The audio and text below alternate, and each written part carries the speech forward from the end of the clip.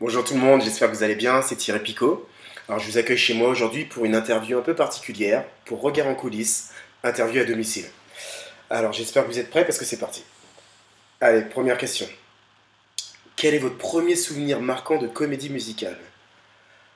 Mon premier souvenir marquant de comédie musicale.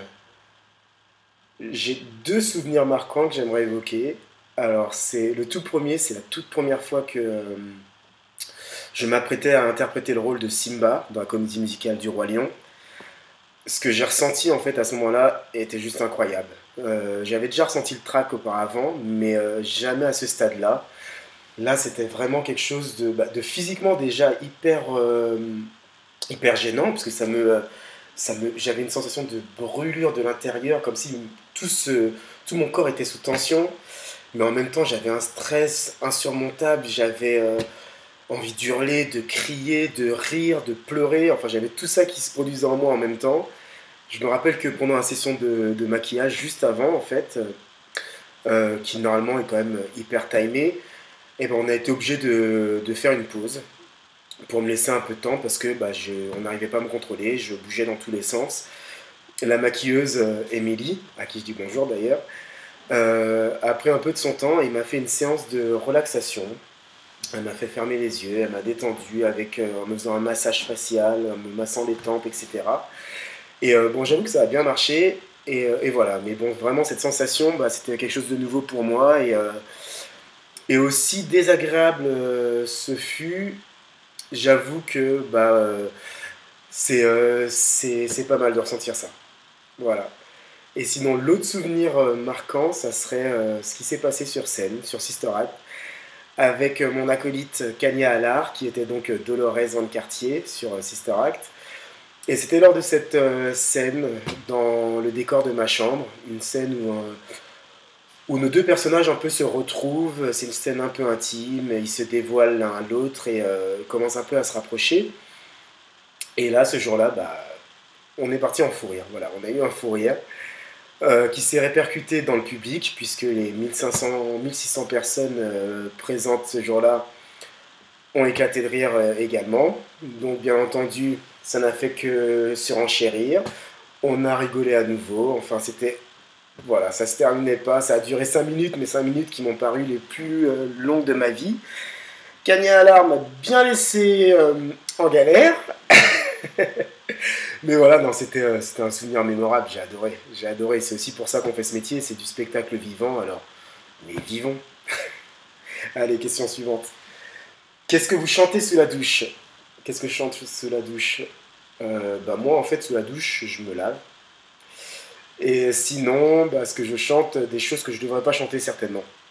Moi, j'écoute la radio quand je suis sous la douche et donc je chante tout ce qui passe en radio. Donc voilà. Je me suis rendu compte par exemple que chanter Love on Top de Beyoncé, je devrais pas. C'est beaucoup trop. Voilà. Question numéro 3. Avez-vous un rituel ou une superstition avant de rentrer sur scène ou avant le début d'un spectacle? J'en ai eu beaucoup trop.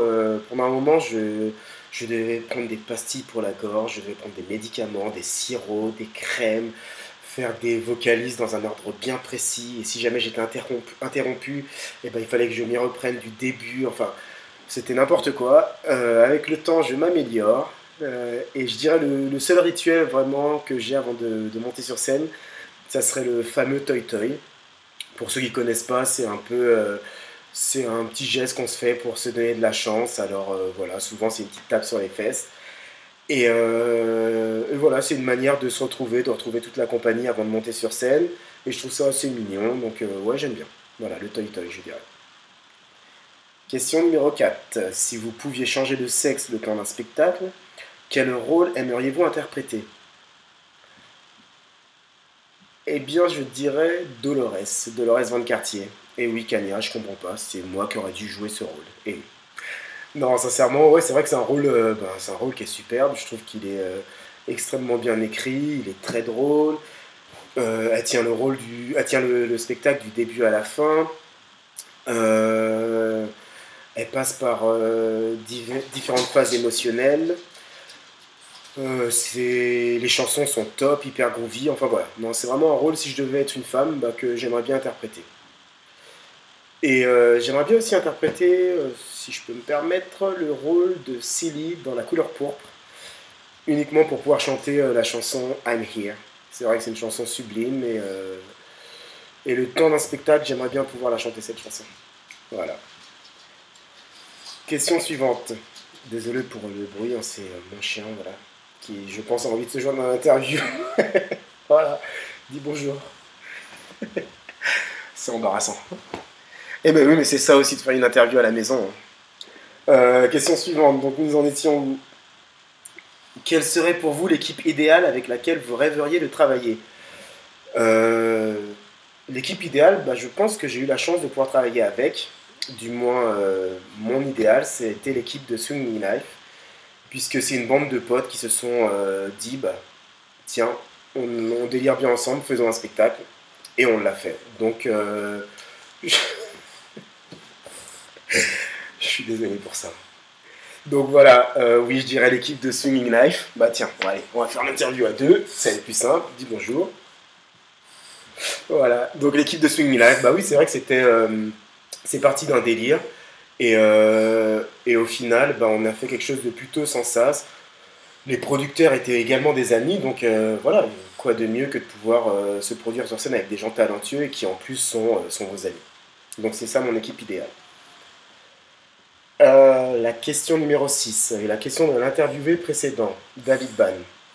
Qu'est-ce qui vous a donné envie de faire ce métier?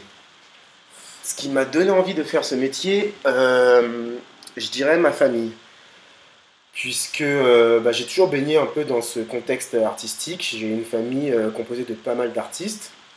Et, et même si je ne prédestinais pas à une carrière artistique, puisque je faisais des études qui étaient tout autres, c'est vrai que le jour où ça s'est présenté à moi, bah, ça a été assez facile et assez évident d'accepter, bah, voilà, de saisir l'occasion. Donc c'est vrai que par exemple, j'ai mon oncle Harry B qui est chanteur, claquettiste, que j'avais été voir à l'époque lorsqu'il était en tournée sur la comédie musicale Hello Dolly. Et enfin, j'étais émerveillé avec mes yeux d'enfant, je le regardais, je faisais waouh quoi.